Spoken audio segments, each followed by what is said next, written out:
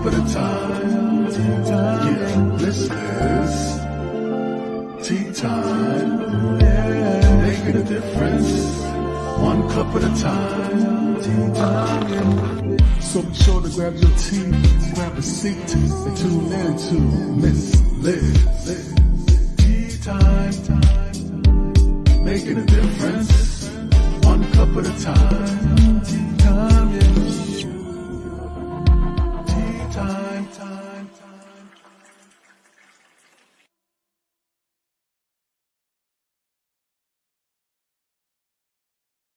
Well, welcome to Tea Time. That's right, it's evening tea time. And tonight I am joined with Candace MacPhie. She is here, and we're going to be talking about her books called Finding Color and Life Strikes Back, and a couple other books and all that good stuff. And we're going to talk about her tea tonight. And her tea tonight is tenacious, enthusiastic, and adventurous. So before we get started and start serving you a good cup of tea in a different way with Miss Liz, we're going to get you over to Miss Liz's YouTube channel and ring that little doorbell so you can subscribe and be notified when all these incredible tea times are up and live, so you can listen to them in the morning, afternoon, evening, in your car, in your home, at an event, all of that good stuff.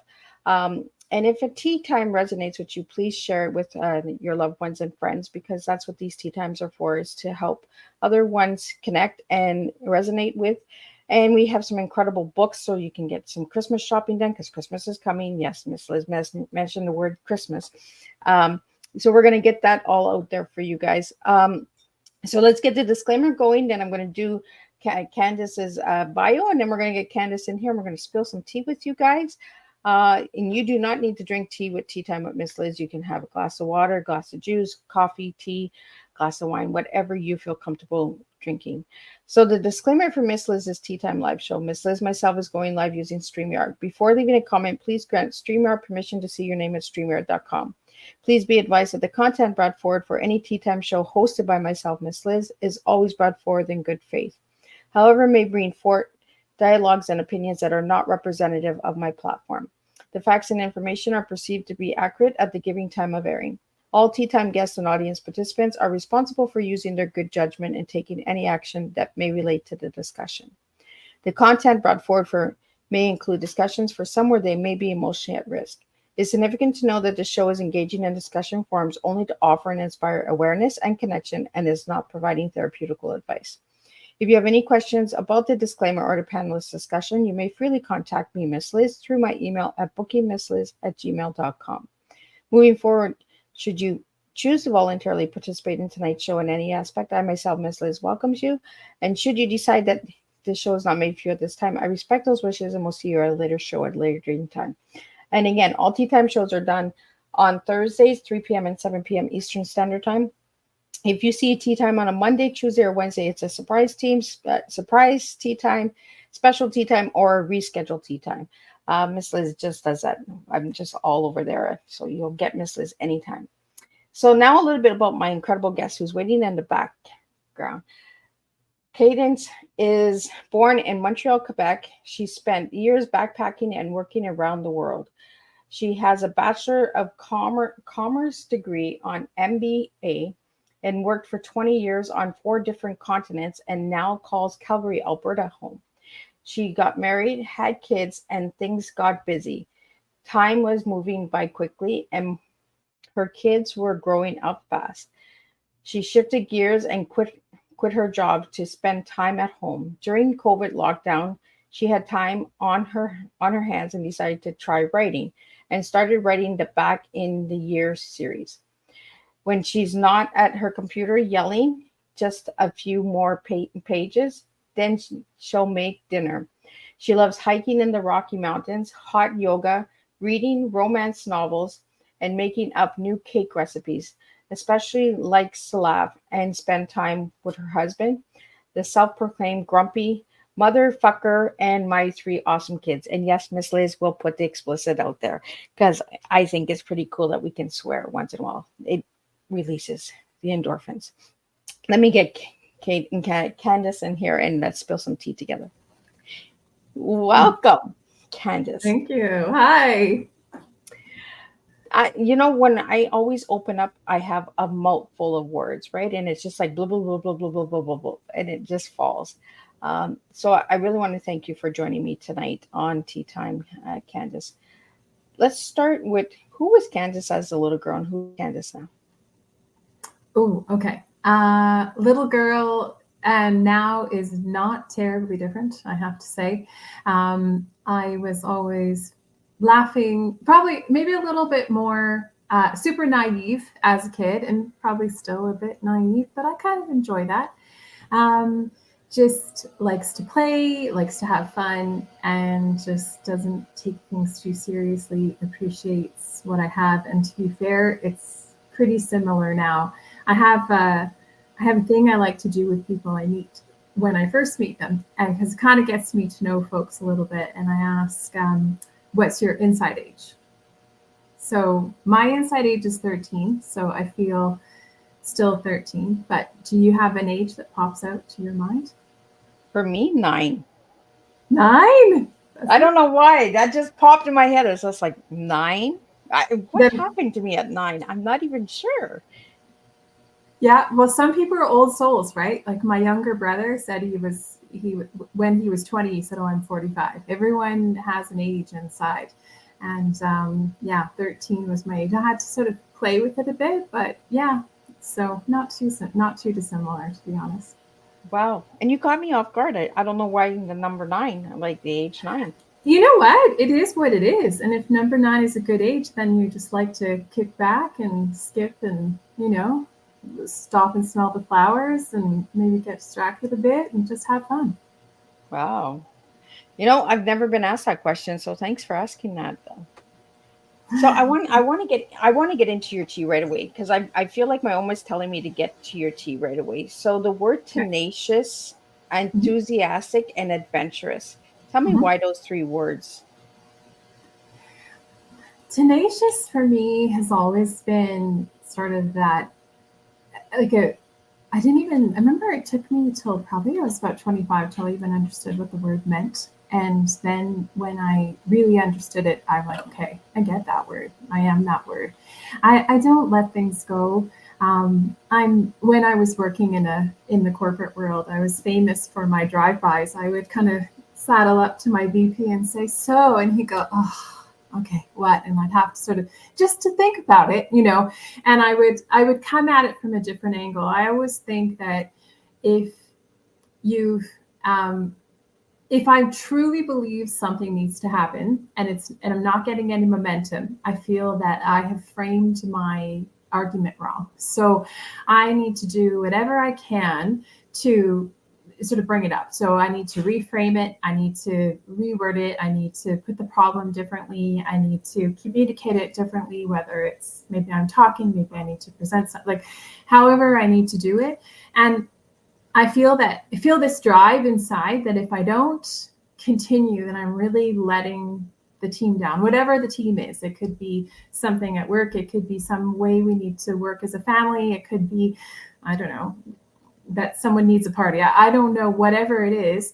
If I truly believe in the inside that something needs to happen, I will push, push, push. But, not so that you want to clobber me, but get to a point where I have done everything I can. And then if I get shut down, then okay, I feel like I've relinquished it and you have acknowledged me and said, "I hear you, it's not happening." Then I'll go, "Okay, great. I'm out," but I won't stop at once. So that tenacious part is speaks to me quite quite succinctly. Enthusiastic. I've always been enthusiastic. I think things are much more fun. We for example, I have 3 kids and they make so much laundry. It's out of control. Like they all play sports, they all do stuff. There's so much laundry. And we have this landing pad right outside the bedrooms, and it's like laundry mountain by the end of the week. And people, when I see the kids starting to pick, I know we need to fold them, right? So I make it fun. I say, okay, laundry folding party, and everyone comes in and we have a tea session. We have a conversation. We sit around on the floor and we throw laundry at each other. I have loads of laundry baskets, so everyone has a basket they can bring to their room, but we make that fun. So for me, even the crappiest things can be fun. So that's where my enthusiastic part comes from. And adventurous, I think it stems to my books as well. I've always wanted to see and experience stuff. I'm I'm a touchy person. I need to do it myself. I need to feel it myself. You can tell me about something and I will appreciate your story and I will listen and ooh and oh in all the right places. But for me to truly get something, and I just need to jump right in and do it. And that goes from directions. Well, I'm just gonna give it a go. I really like those directions now. How a lot of companies are getting to a point where they have the one direction. There's 7 points, and then there's the big book. The big book does not get cracked open. I'll do the short one and then use the force. I just need to kind of get into it and experience and touch it. So those are mine. That's my tea. Candace, and I really love that you said the big book is too much, right? Keep it simple, keep it fun, when we give it too much, then we're like, oh, I don't want to do this, right? It's like laundry, right? I don't want to do it. Right? We make fun of it, right? And yeah, I like that. Folding parties. I need to encourage my grandkids to be doing that. I mean, folding parties with mom and dad. Because I don't want to fold everything. I have to do the processing, but I'm not a folder. So everyone can be accountable for their own folding, but we actually make fun. It's actually something, it's a half an hour I look forward to with my kids, which is very authentic. And we laugh and joke and make fun of each other. And so to me, it's those small things, right? You could go on the most luxurious holiday or have the most crazy adventure or spend $1 zillion on something, but it's those moments to me that are the most precious. Anyways, that's just me. It's the little things that are the big moments in life. Yeah. So Candace, you said something about tea sessions. So is it like a tea conversation? Is it tea and cookies? How does your tea session work? With my kids? Yeah. Oh, I was saying it was like a tea session, like our conversation now. Okay. We just download, and I think that's when you get the most authentic. I find I have the most authentic conversations with people when there's no script. We're driving in the car, we're going for a walk, we're folding laundry.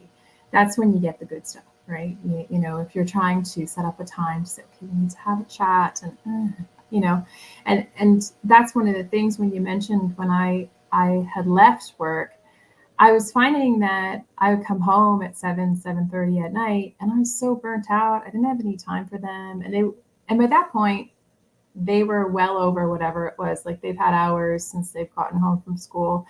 And I was missing it, and I just thought, I didn't have kids to have someone else raise them. I had a nanny, I had a cleaner, I had a gardener, I had someone to shovel my driveway. I had a whole bunch of stuff, but I didn't have that time with them. And it got to a point where the money just wasn't worth it anymore. I was just missing it. And I thought, I'm not doing that. I choose not to do that. So yeah. Well, Candace, I'm glad that you said that, because that's one of the biggest messages that I put out there, right? We make all this money, we get all these titles and all this success, but what sacrifices do we make to get that, right? It's ugly. I just didn't like who I was. I wouldn't like who at work. I was just straight, get it done. And then I'd come home and I couldn't shake that off. I would be the same way with my kids. I'd be very transactional, very, step by step, and the same sort of, and that's not the kind of parent I wanted to be. That's not the kind of values I wanted my kids to have. Just, oh well, I broke something, buy me another one. I'm like, oh no, what do you mean buy you another one? You broke it. We need to, no, it's gone. But I was at the point where it was easier just to buy them another one than listen to the moaning. But now we have different values. My kids talk differently. They make conscious choices. It's not this sort of more thing that I had with them before. So you started this series when COVID came, called Back in the Year. Is that with all the 5 books that I found? Is that part of that series? Yes. So the series is called Back in a Year. And the reason it's called Back in a Year was it's kind of the last thing I said to my family. And when I left, I was living in Canada, not too far from where you are. I was living in Toronto and living this sort of punch the clock kind of life, and going home to my little apartment and sitting and eating my sad meal for one. And I just thought, geez, like this is not the life I want. And when I left to start this big backpacking adventure, sold everything and just said, okay, I'm going. And I was old. I was like 25 when I left. I'm like, ooh, it's like people don't do that at 25. People are getting married, they're settling down. I was just selling everything. And my dad's just like, what are you doing? But I was so deeply unhappy, and I just didn't feel that I could get out of it in the path I was on. The path I was on was going to lead to me marrying some inappropriate person and living a really miserable life that I couldn't be tenacious, enthusiastic, adventurous, like that I would not be able to sort of live the way I wanted to. And so when I left, I packed everything and left and said to my dad and my brother, and I said, okay, I'll be back in a year. And they both were like, yeah, I don't think so, but you go do you. And I wasn't back in a year, but that was my understanding, was that this was going to, I'll be back. But I kind of like it, right? Because at COVID time too, right? Back in a year, like we didn't know how long we were going to be locked in, right? So yes, I kind of like it back in a year. I'll see you in a year. Yeah, I'll see you in a year, and I'm just going to hang out in my house. Except there, I was doing something much more fun. I was traveling around, but yeah. Well, that's what they say, right? Take it and go MIA for at least 6 months, and then come back and show them results, right? And that's kind of what you did. You went and started writing. Yeah, I did. It took a lot more than 6 months. I should have written. If you had an E, I would have. Oh, you did have an E. I could have put ego, but I like enthusiastic better. I did not want to put out a crap book, so I refused to put my name on something that wasn't good. And I spent time, years, like literally years, revamping, reworking, working with people, developing the competency of a writer. Like I said, I worked in the corporate world. I could spin up a PowerPoint like nobody's business, but to be able to tell a compelling story was a skill I didn't have. And it was also very humbling, because I thought I did have it and I didn't. I got some very kind but pinpointed feedback on how I can improve. And I kept rewriting these books, and I kept going with the same until the feedback became on the story rather than my writing style. So I got lots of feedback on, okay, you should be doing more of this. It's too much of that. And until I was able to understand the nuances of how to tell a compelling story, how to dump a bunch of, draggy words, and how to really sort of ebb and flow and bring you into in a humorous way and experience way. And for me, it was interesting because I'm telling a story that actually happened to me, but it's like almost 30 years ago now. So I was a different person, just a whole level of different level of 13 back there. And I had to be able to find the balance between digging deep and sharing what was going on emotionally and explaining where you were without being a travel book, and then making the story go along pretty quick, right? But my goal of these books is for you to take the trip. So I want you to be able to open the book and just get sucked in, like you're there, backpack. You're jumping there, like that rabbit hole kind of book, right? You're on the trains. You are getting your ass grabbed. You are the one, dealing with all of these different people, all these different languages and currencies and situations and funny things and crazy people. You get them all. And it just took a time to be able to do justice to the balance of all of that, and it took time to learn how to do it. But I was very proud when I said okay, and when I finally was working with someone and they gave me back the book and they said, okay, this is it, like this is your version, like just go do the changes that the changes that I've written about how to sort of zip the story together a little more compelling. But this is the story now, the way you've written it, the way you've sort of nuanced me through. There's lots of tangles and following all the threads and make sure they're all. I hate reading a book where, they leave you hang. They say, oh, and I took my glass and put it down. You're thinking, oh, it's an important glass. Okay, remember the glass. And then nothing happens with the glass. And you're like, damn you. And you're like, what did you do with the glass? Like, where is did that? you wash it? Did you break it? Yeah. Where'd it go? Did someone put poison in it? Like, what happened? So it was just, I was just very specific that I didn't want the reader to get distracted or have this moment where you pop out of the story.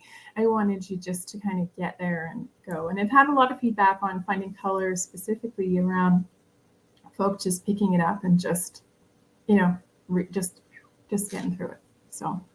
Well, I really like the titles of your books. Like you just mentioned one, Finding Colors.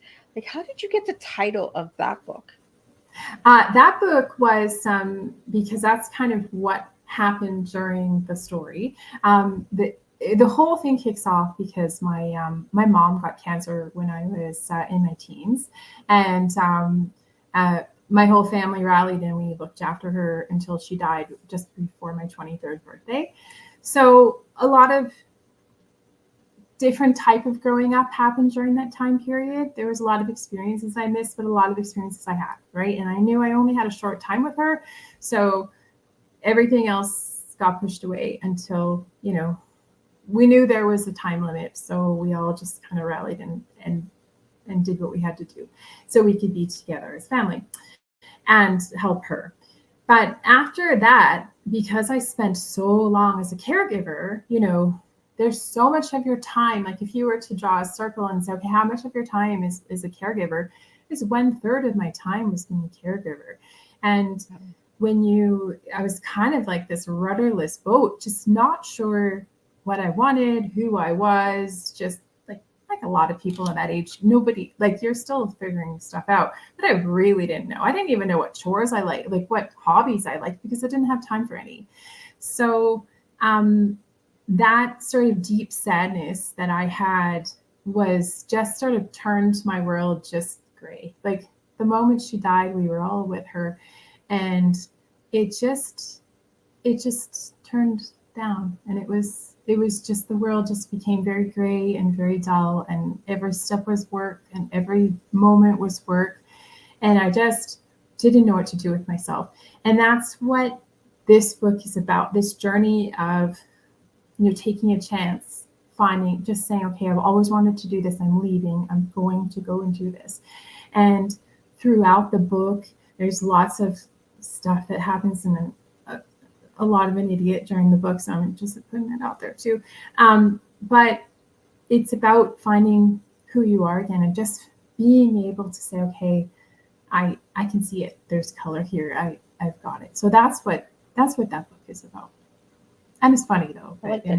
I like that you said that, Candace. There's color here. I like that. Mm-hmm. Yeah. So the next book that I have here is Life Strikes Back. So was that after Finding Colors? Yes. So that's book 2 is Life Strikes Back. And I just hear Darth Vader. Dun, dun, dun, dun. And the things that happen in book 2, it's this fast pace, this really tough time, because where it takes place in Russia and the Baltics and Poland. And it's these places that 30 years ago, the tourists weren't as avidly there as they are now, right? I think the world's opened up a bit more. People are sort of dipping their toes into different places, but not many people were there. And it was very different back then, traveling as a woman as well, in terms of the challenges that you have as traveling as a woman. It's not easy. You are objectified a lot. There's a lot of sort of tricky personal situations that happen in this book. And it seemed to me, it's not darker, but it just seemed like, you know, when you watch Life Strikes Back, the movie, Empire Strikes Back, the movie, Yeah. right? So it's like, what I loved about that movie was that the people, like, it was bad, right? A lot of bad stuff. I had bawled my eyes out when Han Solo got turned into carbon, like just tears, right? But what made it so good was their friendships and their quips and the fact that it was fast and the fact that you did not get sucked down all the time, but it was this constant up and down. But it was still a challenge for the characters, right? It was their most challenging saga, if you will. Some people could argue, I'm sure. But to me, when you look at those three together, that book is it's so that movie. And to me, well, it's like that beginning of Darth Vader, right? Dun, dun, yeah, dun, dun. yeah. And so it's like happening, right? And this book, to me, this second book is very similar. It's a tough time period in terms of really just dealing with this emptiness. So it's the emptiness of death. So original book one deals with, in terms of grief. Also, there's a boy, and it's gets yanked around a bit in book one. But that book one, Finding Color, is really about self-discovery, whereas book two is digging deeper in terms of grief in this, and just saying, oh, okay, so grief is heavy, but it's also empty, right? You have this emptiness that you just can't fill. It's like when you're thirsty and you drink 1,000 drinks and you just can't quench your thirst. And it's like this aching emptiness that is so heavy, and it's just this, and you just try to do whatever you can to get rid of it. But it's work. You have to consciously sort of figure out what it is that you can do to climb out, you know. And that's what this book is. This book takes place, that's the personal journey, but it takes place around a bunch of physical challenges in terms of, it's just really hard to travel in those places. Being women traveling in those places, there's so much verbal assault. It's crazy, and there's also a sexual assault. But there's also the beauty of the funny things that happen. And I have a friend that I'm with, and she's hilarious, and she makes everything better. And we go through the crappiest things, but we still have fun at the end of the day. So it's this quick kind of up and down in terms of getting all the feels again. So that's what book two is. I got to get this series, because it sounds like rabbit holes, like Alice in Wonderland, kind of like the feel, like, you know, like how I like to write. I like to get you in and just jump in the hole and see where it takes you, right? Mm-hmm, And get your mind wondering, like you said with the glass, right? Where did the glass go? Who broke it? Like, did they put poison in it? Did somebody just take it out of the book? Like, you know, where'd that glass go? And I just love the titles of this whole series, because you have Finding Colors and Life Strikes Back. Then I have Hello, I Am Here. Like, it just speaks to you, right? Like, it's just like, okay, get the next book. Like, so how did you come up with that one, Hello, I'm Here? Well, Hello, I'm Here is actually a very PG shout out from the locals in Egypt. So I never knew that many bad words until I went to Egypt, in terms of all the things that were said to me. But one of the more pleasant ones that I did enjoy was when we would walk down the street, the men would say, "Hello, I am here."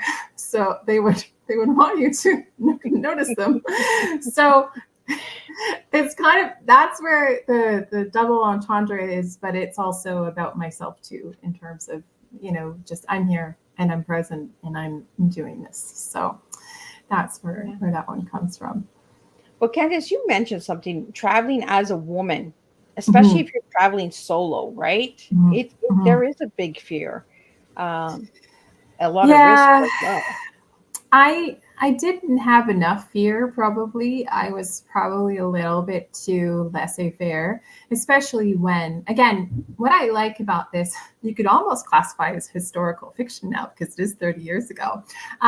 There's no phones. Email is like rare. If you want to, discover something about a place, you have a travel book, a Lonely Planet or a Let's Go, and the sort of recommendations of other travelers. But you don't actually see anything until you get there. My whole world that inspired me to travel was National Geographic's and Indiana Jones movies, because Indiana Jones has the best adventures, and those adventures were like, those kind of movies just didn't exist before. There was that sort of real crisp adventure. So when I got to Cairo, I'm like, Indiana Jones has a lot of explaining to do because this is not Cairo. It was kind of like Aswan, but I was like, where is all this, the colorful markets? And anyways, it inspired me to be. Egypt was one of the places I was desperate to go, and I had always wanted to see the pyramids and take a camel to the pyramids. I was just like, okay, this is happening for me, and it does in book 3. But So yeah, in book 4, it's beautiful warped, I think. beautifully worked. Yeah. So book 4 is actually just a whole switch up again. It's a safari in Africa, and I did Go a to Africa now. 6-week. I did a 6-week safari. I flew from Cairo to Nairobi, and I overlanded from Nairobi to Harare, and then again down to South Africa. But this book actually is this overland truck trip. Like, I don't know if you've ever seen those big sort of rumbling trucks. They're like a converted truck. There was 27 people from all over the world, and handfuls of people knew each other, but I was on my own. And it's a crazy, I often think of, I don't know if it's anthropology, but an anthropologist would have been like, oh my God, study these people. Just thrown into this really tight situation where you're all intense and you all rely on each other for cooking. There's not a lot of food because sometimes it's not as easy to find food. And just looking at falling in love with Africa, because that's what this book is. It's Africa to me. In my mind, I'd always, Egypt and Australia were always my two, like, yeah. But Africa to me was this gift. It was such a surprise. Just the feeling of the place, it just sinks into your bones, and it's a whole different experience. And that's what this is. It's a love affair, if you will, with Africa, and also a study of 30 crazy people stuck on this one tiny truck and trying to exist and living in tents, and just, I had never camped before this. I had literally done, the Labor Day, or the long weekend camping, where you open the trunk and then you sort of put out and you maybe set up a little thing. I had never camped, and I was quite keen to go to Africa, and they said, there's bush camping. And I thought, oh, bush camping, isn't all camping bush camping? I didn't get it. I didn't get that bush camping was when you're just there with nothing. They said, bring some wipes for bush camping. And I had to buy wipes in Cairo, and the only wipes they had was rose-scented wipes. Have you ever used rose-scented wipes while you're actually dirty? Like red dust dirty with your rose-scented wipes? You smell like an unwashed granny. It's just really bad not, cup of tea. really bad cup of tea, like a dirty rosy cup of tea. And yeah, so that's book 4. So book 4 is all of that, and it's a whole love affair and a whole experience that like no other, for me anyways. It was crazy wonderful. And book 5 is the landing place. Yes, so book 5 takes place after the safari, and I ended up in in Johannesburg. The book 5 Stars in Johannesburg. Ironically, this is really strange. In book 1, I met this man at a bar on Canada Day in Moscow. And I was talking to him. He's an older gentleman. We're having a chat. And he says, he's from Montreal. I'm from Montreal. We're both in Moscow. How cool is this? We'll have a chat. And he said, he said, if you come to South Africa, let me know. And I said, I'm going to be in South Africa. And he goes, he wrote down his email and said, email me when you're in town. So I did. I emailed him and he said, I'm not going to be in town, but I'll just get one of my guys to come and get you. He ran a company or something. Anyways, I get picked up by this French Canadian dude in Johannesburg. Like, what? And he plays hockey. So on his balcony, there's a hockey bag. And I'm just like, what? So I went to a hockey game in Johannesburg where it was like the one arena in Johannesburg, and there's like a drip coming from the ceiling, making like a puddle right around the blue line, And I just thought, okay, this is so bizarre. Anyways, that whole book starts there, and it goes down the coast of South Africa, which is beautiful, and then up to Namibia, and then it goes to Australia, and then back around to London again. So that's that one. Wow. So all of your books take you on a real travel journey. Yes, you go right around the world, one time right around, and you see everything. And I think for me, the most there's a lot of interesting parts. I think some people might enjoy some places better because, I went there and I really liked it, or I'm interested to hear what you have to say. But I come from this living in this one-bedroom apartment, junior one-bedroom apartment in Toronto by my sad self, and leave and just go, okay, I'm going to do this. And I'm snotty. I'm kind of stuck up. I'm stuck in my ways. I kind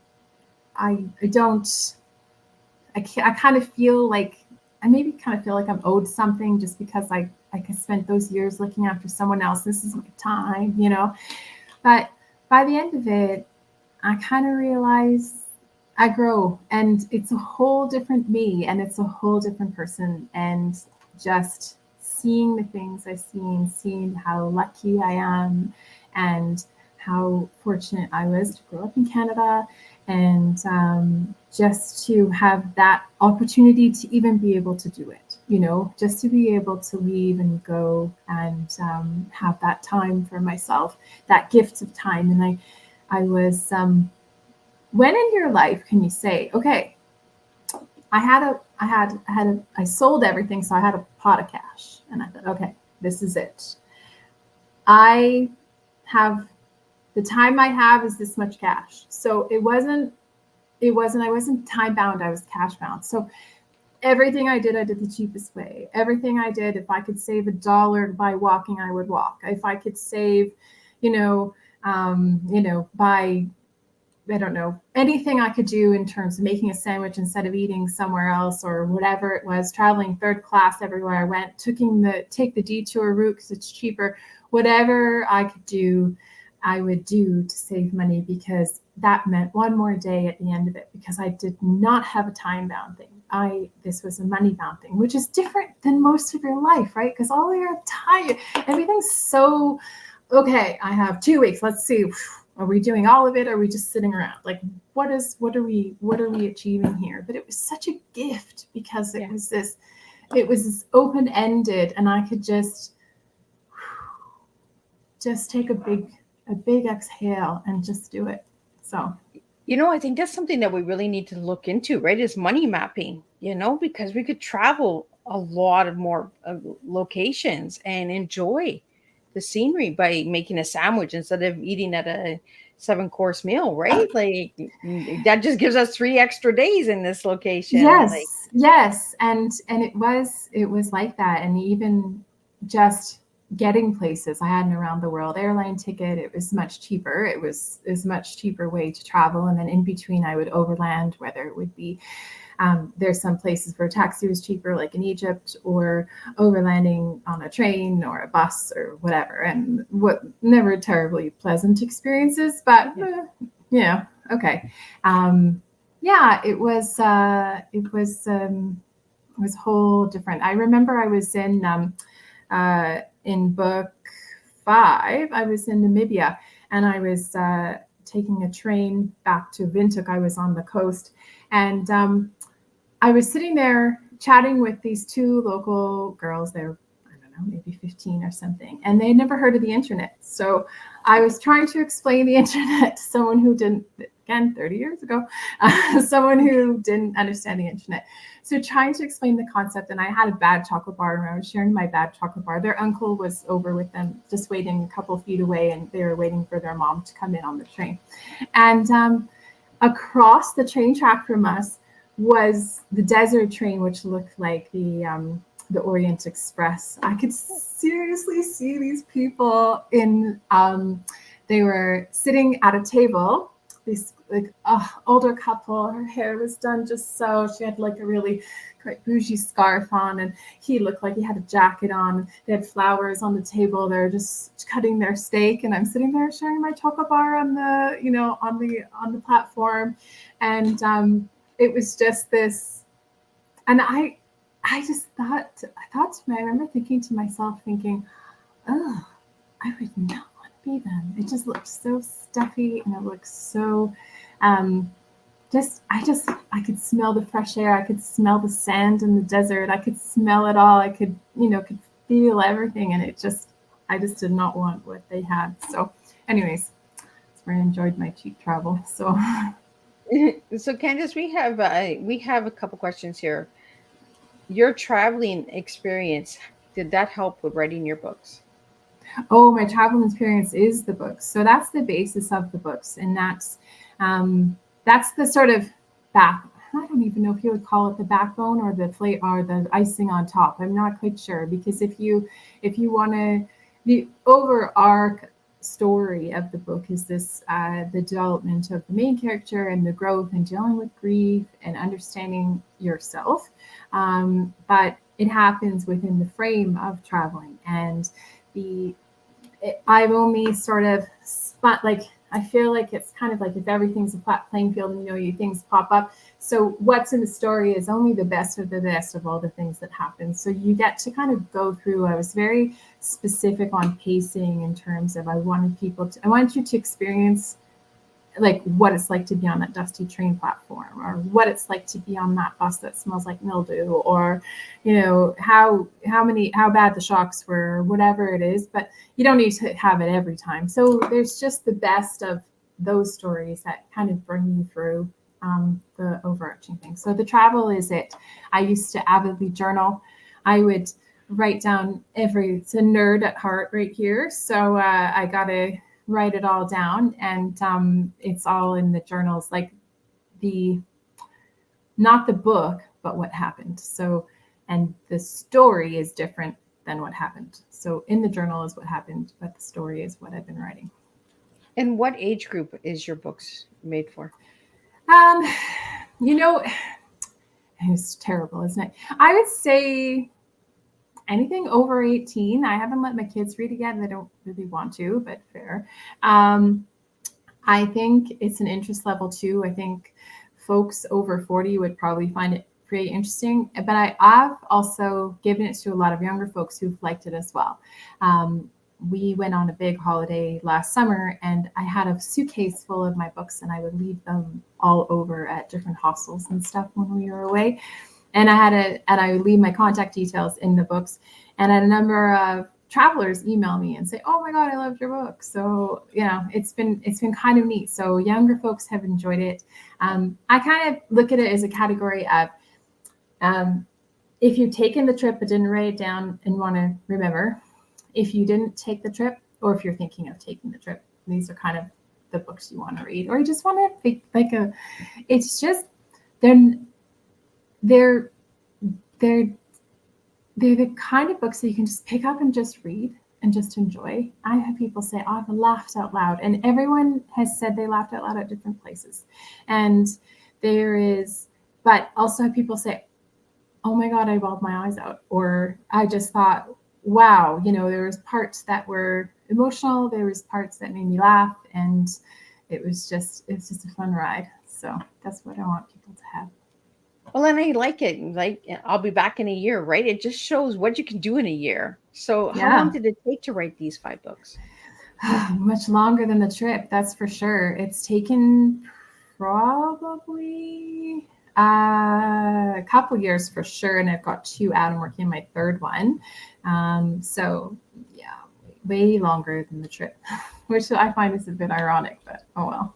I had to learn how to do it, so it's okay.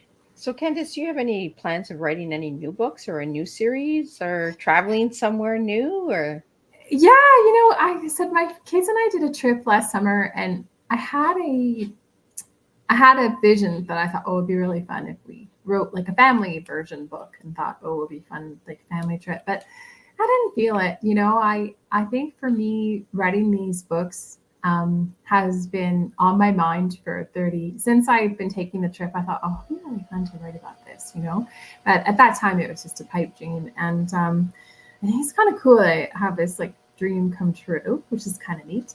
And I will probably do something completely different after these are done. I am cutting my teeth on these ones, but more than cutting my teeth, I want to spin up a really amazing series people will enjoy. And then I'd like to take that travel experience and probably apply it to some kind of mystery stuff. So I'm feeling mystery, maybe some sort of morally gray, mysterious character who does international stuff and can go to the places I've been. So maybe that's where we'll go. mystery in the future. Mm-hmm. I want to get into the cake making because you mentioned the backbone or the icing on the cake, and I'm like, and she creates these cakes. So how do you get these cakes, and how do you create your cakes? So this started when I had my 2nd kid, because he's allergic to so much stuff that I cried when I got back from meowologist. So he's allergic to dairy, eggs, nuts, seeds, and randomly kiwi. So I grew up on grilled cheese sandwiches and cheese casseroles. So this was a very big transition for me as a parent to learn how to recook. So I spent nights and nights walking the grocery store aisles, reading all the labels of stuff. And really the only thing he could eat off the shelf was Oreos and chips, because Oreos are pretty much full of crap. No offense, Oreos, but they are. And chips. So I thought, okay, if I want this kid to be able to experience cake or experience cookies, I have to learn how to cook differently, without eggs, without dairy. And how am I going to bake without eggs and without butter?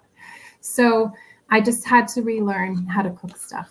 And so I took my favorite recipes and reworked them. And I think my worst was I had an epic lemon cake fail that was really bad, but everything else was pretty good. We ride the banana chocolate chip cake pretty hard, and pumpkin cake, because any kind of fruit-based cake is a nice replacer for eggs. Yeah. And the dairy supplements now, again, he's 17 now, but now there's lots of good dairy supplement options. So you're kind of cooking with that. But the egg thing was a bit hard, especially if you have 4 eggs in a recipe. Gosh, that's a lot of volume. How are you going to make that up? So anyways, I think my latest one, which was kind of met with a bit of controversy, was my orange date cake. Now, I thought it looked pretty good, but I had a kind of mixed reviews on that. So yeah, I'm constantly I'm actually, I have to say, I'm pretty good. I'm pretty proficient. I can kind of look and see what I've got, and I can kind of whip up some sort of cake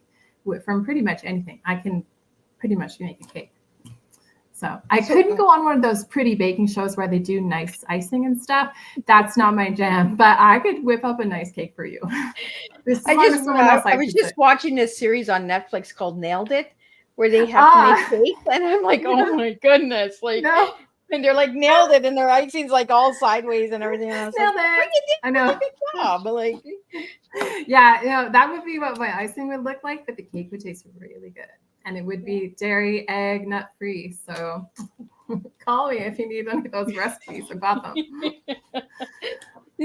So you're big on cake, right?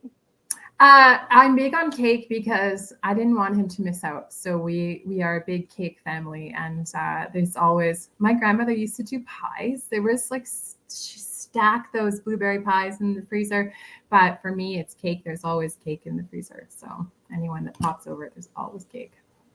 Yeah. So what was your most outrageous cake you've made? Most outrageous cake. It was probably that orange date cake because I thought it was on to a winner because I kind of like dates, but no, that was a bit a bit controversial. Didn't have as many takers for sort of that stuck around in the freezer for a while. My husband ate it when he was pretty desperate, but that was it. He's like, I want something sweet. I'm like, oh, orange date. He said, dang it. Okay, fine. Have you ever had a cook-off in your house? A cook-off? No, but I have to say my son is probably one of our best cooks just because I got sandwich or two girls and I decided the son in the middle, but I've really focused on him in terms of teaching him how to cook because of all his allergies. I'm like, you're not the dude that can grab a pizza after school. You got to learn how to make your own food. So we spent a lot of time teaching him how to cook, and it's my daughter's birthday on the weekend, and he's making cupcakes. So there you go. Oh, well, look at that. I know. Start them off young, and then you never know, you might have a future chef in the family, right? Maybe. So you're no longer in Montreal, you're in Calgary. So what do you love about Calgary?